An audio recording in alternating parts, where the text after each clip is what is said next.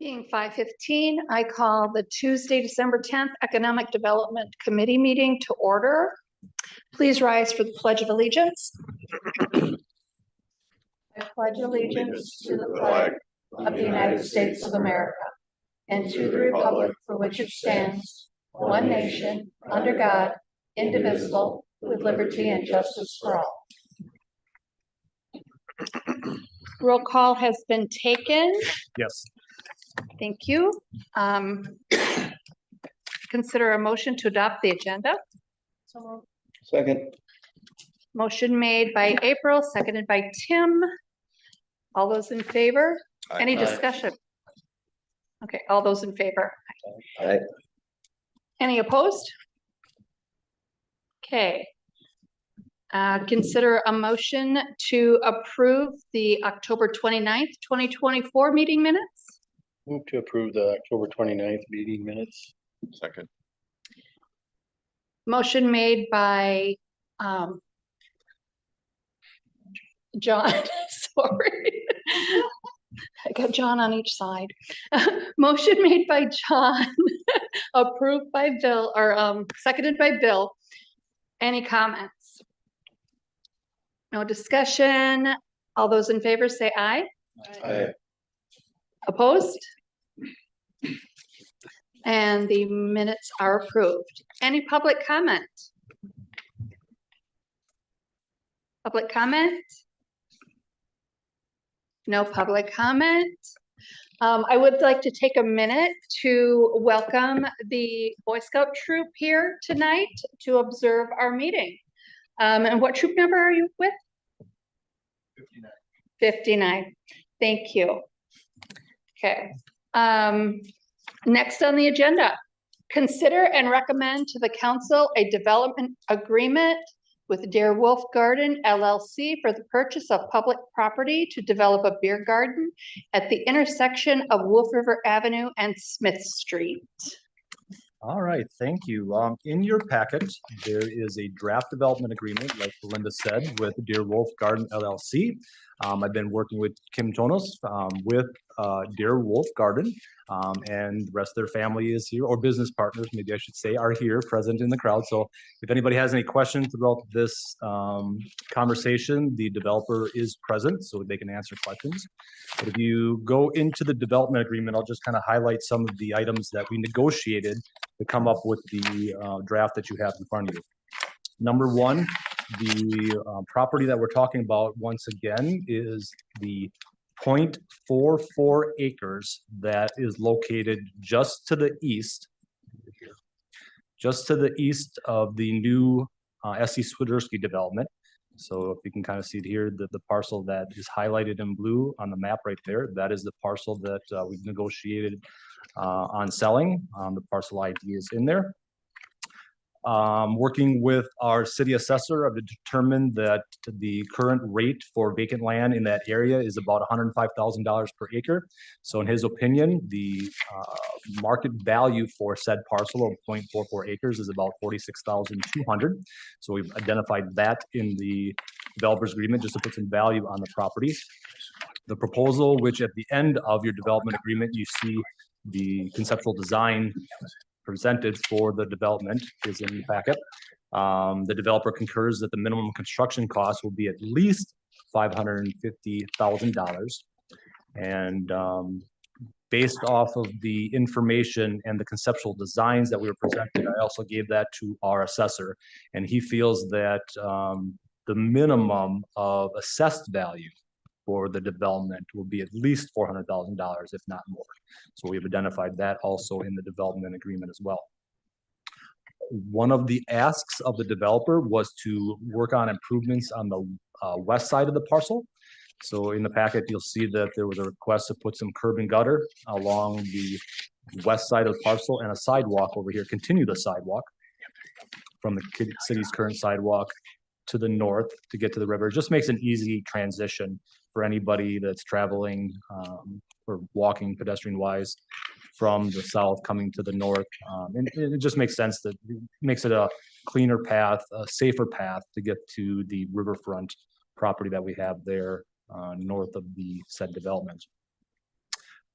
In the negotiations, we've talked about whether there was going to be a purchase for the property or whether we were, or whether there was going to be a TID incentive on the back end of the property. But through our negotiations, we talked about, and it was going to be a better scenario for the developer for their development to give what we're calling a development incentive grant equal to the sum of what we've determined as the value of the property. So essentially, we're saying the property is valued at $46,200. We are countering that by saying that we are going to provide, proposing in this development agreement, we are going to provide a development incentive grant of $46,200 so that there will be no exchange of money for the purchase of the property. But again, there is no TID increment grant provided after that. So the city would collect 100% of the TID increment that is going to be created by the development, just to make that clear. Trying to think, in a nutshell, that is about it. We talked about closing. I don't see that in front of me right now. The closing date is in here. I think we talked about February, Kim. Was that sound right? Yep, so that should be identified in there as well. There's some clawback information in here. Say something happens and they don't develop it. So we are saying that by July 1st of 2025, we're saying that if there's not development started, we sure hope there is. We intend that there will be. But something happens and it doesn't happen, the development doesn't happen. There's a clawback clause saying that, yep, we want the parcel back. We want to take control of selling it to the next developer. We just don't want the developer to sell it off to whoever. So there's a clawback clause in there. There's also some information in the development agreement talks about substantial completion of the project, just because we have timelines for our TID increment money. So we would like to see that it's substantially completed, so there's value on the parcel by the end of 2025, so that we can start collecting that TID increment on the parcel itself. In a nutshell, we will be responsible for creating the quick claim deed for the parcel. And then in the back of it, there's the CSM and the conceptual designs. If you guys haven't seen the most current conceptual designs of the development, I can bring those up here. You can see that their current design, and we're not saying that this is perfect. This can change throughout the process. So we're not going to hold them exactly to this, but conceptually, the building development was going to be on the south side of the parcel. And then you can kind of see the conceptual pictures of the development as presented in the packet. With that said, that is a summary of what we've negotiated with the development agreement. I think I'll open it up to questions or comments from there. Or I guess if Kim and family want to add anything, you're more than welcome. Just come up to the microphone if you do over by Jeff, so we can kind of capture that. But I'll sit up there in case there's any questions. I don't have anything to add. You put it all together very well. If anyone does have any questions, I am more than happy to answer anything that anyone has.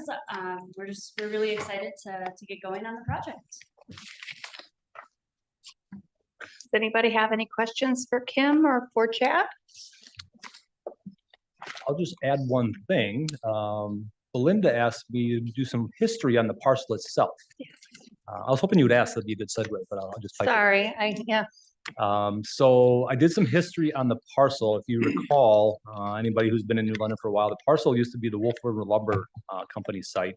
The parcel was donated to the city, and when I say donated, it was the large parcel that the SC Swiderski development is on, and the parcel that we are proposing to work on the development agreement and sell to Kim.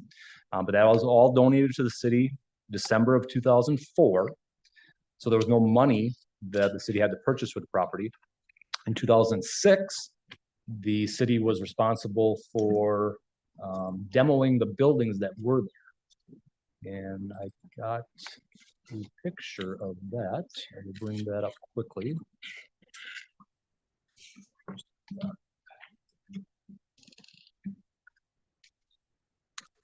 So if you can kind of see in this picture, this is where the buildings were back in 2006. So this comes straight from the demo plan or the demo bid process that the city put out at the time. This is where the SC Swiderski building is now.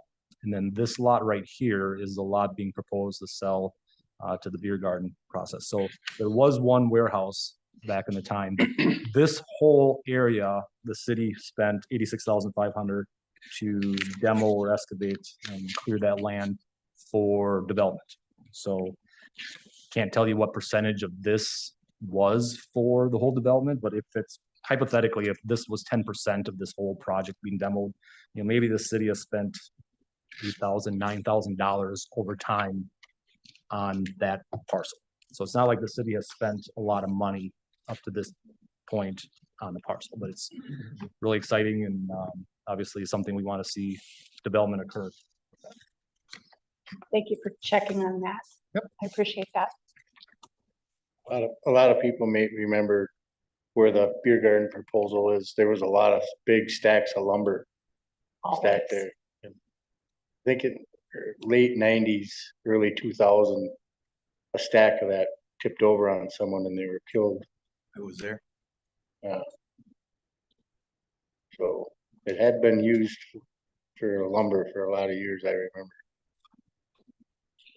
I know we have a partnership with the kids from Harrison School that was supposed to do some kind of conceptual vision of that area. Mhm.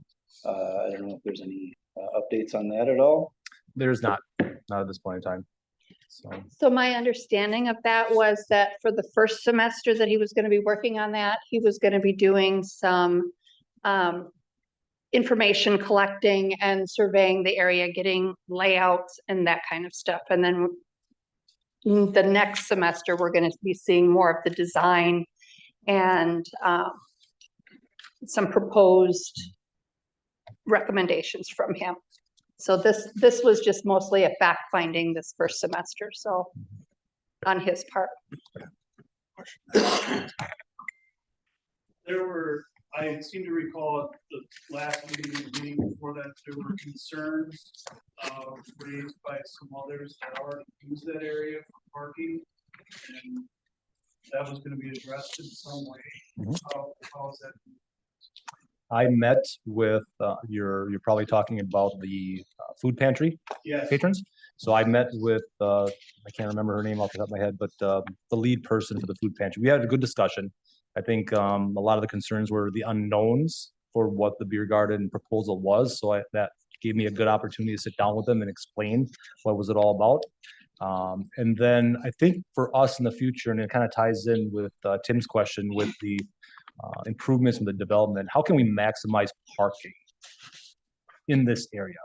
Now, obviously the gravel area is being used for parking, but this has been intended for some type of development. The city's been talking about this for years. So this isn't really designed as parking, it's just been a gravel lot. So my hope is that when we work with the student on kind of looking at this whole area, can we maximize parking? Can we, you know, maybe look at doing some parking in this alley to accommodate, you know, not only the beer garden business or the other businesses in the area, but also the food pantry that's here as well. I don't think it's going to be a conflict of not having enough parking, because I think Kim's hours of operation are going to be quite different than what the food pantry's hours of operation are going to be. So I don't think there's going to be a lot of conflict in that aspect. But yes, I did take the opportunity to sit down with them and get their concerns and then explain what the project is all about. Because yeah, in that area, the only parking would be behind those other businesses to the south. Mhm. And I don't know how many of those have been obtained by parking permits. I don't know. Well, this is down here. Yeah, I don't know how many there's. I don't think too many. I don't think there's too many of that one. Robert back there? It's dark. I can't see. Yes. Okay. There's one permit issued so far for that. Yes, but south of this development, this is all public parking down in here. So I'm talking about this parking lot here. This is all public parking. And then obviously we have public parking in this area.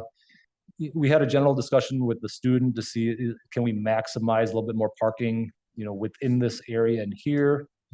We talked about, is there a way that we can maximize and place some parking throughout here? This is a city alley right here, so it is public access. So is there a way we can put some parking in here?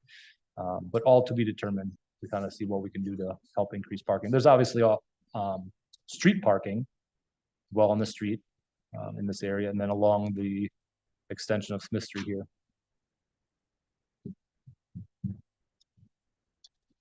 Because Swiderski is gonna have an exit there or not? Can't remember. Their entrance, Right in there. or Entrance, exit, There's gonna be yep. one half access here, and there's gonna be one access on the road here.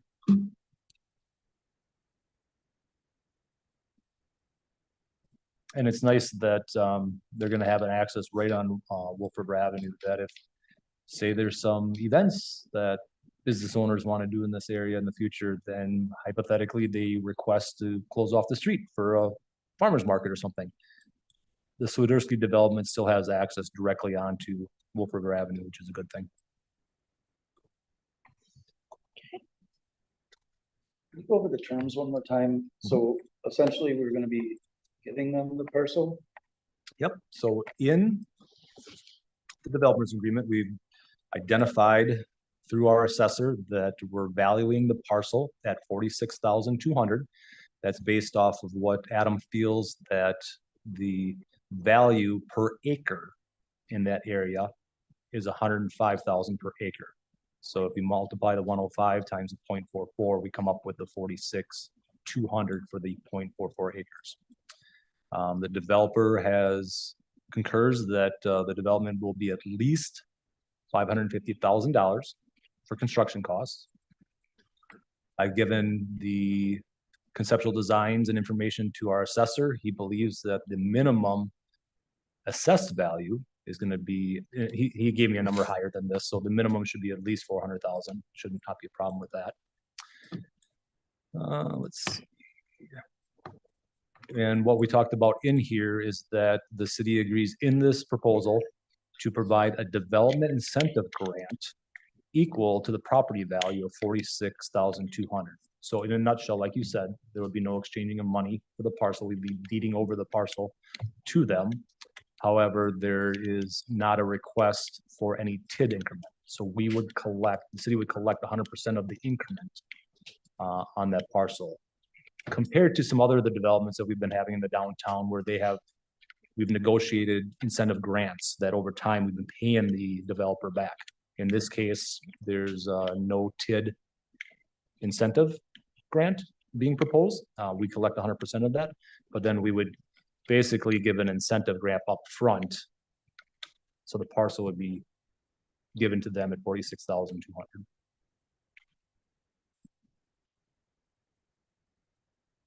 And then we also concur in here that they had a request for that sidewalk and curb and gutter.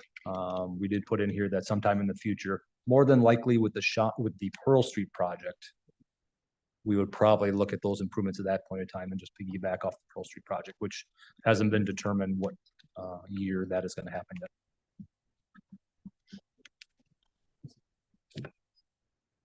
Now, this is gonna be a full bar, so are they applying for a liquor license at this?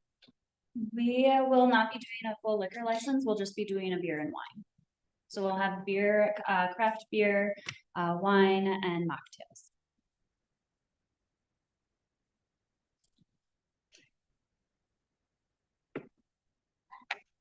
Any other questions? Concerns? Compliments? Okay, hearing none. I would consider a motion. I'll make that motion. We have a motion to recommend to council a development agreement with Deer Wolf Garden LLC for the purchase of public property to develop a beer garden at the intersection of Wolf River Avenue and Smith Street. Do we have a second? Okay. The motion was made by April, seconded by Hans. Any further discussion? Okay, all those in favor, say aye. Aye. Any opposed? Motion carries. Thank you, everyone. Thank you. Okay, moving on from there, updates and reports, business updates from April. All right, I just got a couple updates for you guys. The first being a new business in town, Super Tizan is a new sandwich shop that just opened December 7th on North Water Street, so definitely go and check them out. Next is a new business that is coming soon, Victory Diecast. Victory Lane Diecast is gonna open up in that newish development over by Subway. 1200 North Shauna Street is Kurt Dahl's new development. They'll be signing a lease January 6th, and it sounds like he is a NASCAR collector, memorabilia, so he'll be offering a bunch of different stuff. So we're gonna be doing a ribbon cutting for him, so look forward to that in 2025. Sad news, we had a business close. Sign Up Graphics is the former Advantage Signs. I had a feeling that this may be coming. I saw the writing on the wall. I knew that they were struggling for a while. And I drove by the other week and it looks like they packed up. So I haven't had a discussion with them to see where they were at or why they left. But they are no longer in town.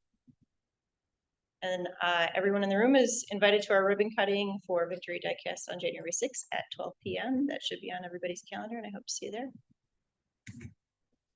Commercial listings. The new update is, I think everybody's aware that Marley is now on the market at 520 South Pearl Street at $699,000. Nothing else to report there. The theater has been broken up into 2 parcels. The owner is willing to sell the newer side of the theater for $325,000, and then the grand at $100,000. And it sounds like they're doing their due diligence to make sure that the building is shored up and safe for the public, which means that the automotive place was able to reopen, which was good to see. Are there any questions?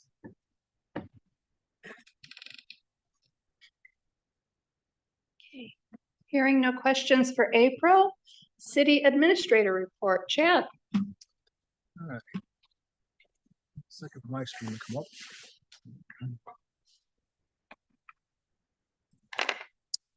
All right, for council members, for sure, you've probably seen in my weekly staff notes, maybe some of the citizen members from the Economic Development Committee does not know this, but the old City Hall and the 2 storefronts to the west have been purchased by a new owner. His name is Zach Witt.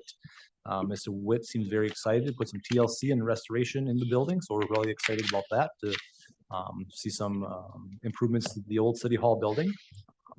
He's very excited as well, so we're crossing our fingers that it's a good development going on there. We just finished the 4-week advertising campaign for the digital billboard in Greenville that we've been working on. We'll look at considering another campaign in spring. I think it was very well received and I had a lot of good compliments on that. And then in the next month, I'm going to be finishing up an RFP, request for proposals, to request information for hiring a firm to manage our grant administration services for our community development block grant housing rehab assistance program. We've contracted out with BG and Associates in the past. That contract has expired, so we're looking at either renewing it with BG or going out and seeing who else is interested in that to give us proposals. So we're working on that. The current loan balance is at $820,000, but we only have approximately $18,000 left in our fund. And what this is the Community Development Block Grant Program is for eligible individuals that can rehab and make improvements to their home at no interest, and basically they have to pay off the loan once they sell the property. So there's a bunch of different paperwork and there's tons of different regulations with the housing program, but it provides people the opportunity to make improvements to their home, and they don't really have to pay anything until they sell the house. And the hope is that over time, the value of the home has gone up, that captures that cost.